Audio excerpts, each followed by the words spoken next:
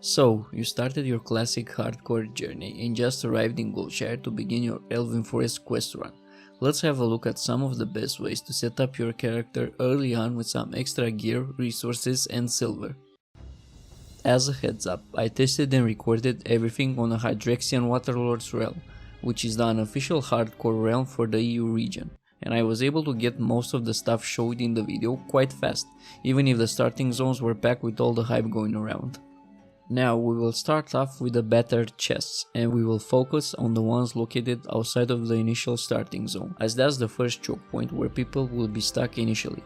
These chests are great early on because they drop potions, crafting regions, green items and even bags.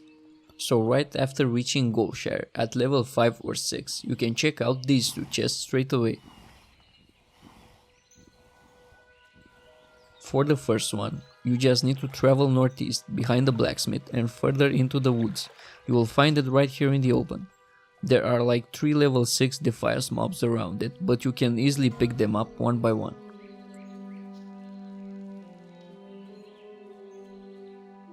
The second one is further north from Goldshire and it spawns in the middle of this camp that's surrounded by level 5 and 6 mobs. It should also be easy to get if you don't pull all of them at once. Actually, I was just about to record myself looting it and this guy just snatched it off right in front of me. It doesn't really matter as I just wanted to show you the spawn location. This is also a great place if you want to do a bit of grinding before heading back to questing. For the next one, it's better to be level 9 or 10 just to play it safe. From Goldshire, you just need to go east towards Jasper Lode Mine and you will reach this bandit camp. Now just be careful as there's always a level 10 caster here and you'll be in trouble if you end up pulling all of them.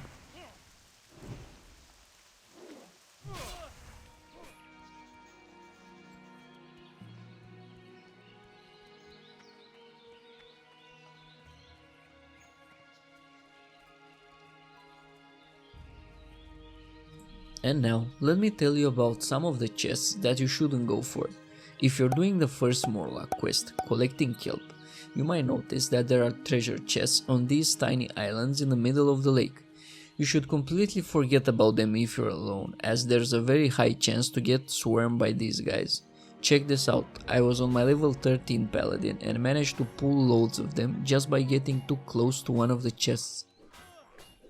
Moving on to the rare spawns, I'd say that you could probably 1v1 all of them at level 10 with any class, but you need to be very careful when you pull them as you might get in trouble if you aggro additional mobs. Second, I only included the ones that actually have a higher chance of dropping useful items, as the rest are not worth your time. The first one is Mother Fang. This is a level 10 spider that's located deep inside the Jasper Lode Mine. It's pretty easy to find for most people as you get a quest to explore the mine. It has a 10% chance to drop a green piece of leather armor with 1 stamina, which is not much but it's totally worth a shot if you're in the area, as there are also a few treasure chests that spawn nearby. The second one is Morgaine the Sly, which is a level 10 Defias mob and it has a 20% chance to drop the Jewel Dagger. This is a really nice upgrade early on for a rogue or even a warlock, as these are the only classes that can equip daggers without visiting the weapons trainer.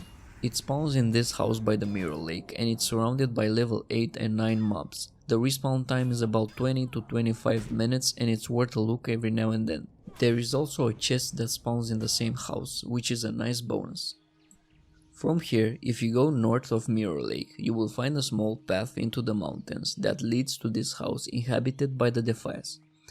You will find a chest that spawns on this small dock, guarded by 2 level 8 or level 9 mobs. You should be here most of the times as this is really out of the way and there are no quests nearby.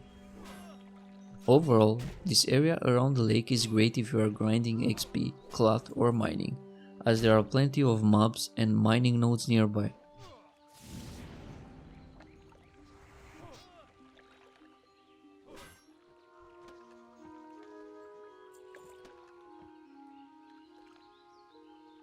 The last rare spawns are the best ones, as one drops a quest and the other has a very high chance to drop an A slot bag, which is going to be really important early on. If you already gave hardcore a shot, you probably know how important bags are in the beginning. Let's start with the easy one. Now this guy spawns in a Gnoll quest area, directly south of Westbrook Garrison. His name is Gruff Swiftbite and he roams around the Gnoll camps. He is a level 12 rare and it's easy to miss since he looks like the regular Gnolls. He has the highest chance to drop the gold pickup schedule. This item begins a short chain quest that gives a decent amount of XP. The last one on our list is probably the hardest to get as people are pretty desperate for bags early on. It took me about 2 or 3 visits to his spawn area to finally get him, and even then there was another guy there that wanted to steal him from me. Fedfennel is a level 12 Gnoll that spawns around these camps. He is probably the best on our list as he has around 70% chance to drop an 8 slot bag and around 20% chance to drop a green one-hand sword. You should probably be fine to solo him if you are at least level 10, but be very careful if he is in the middle of a camp as you might pull others as well. As a bonus, there are plenty of chests that spawn around these Gnoll camps if you end up waiting for him to respawn.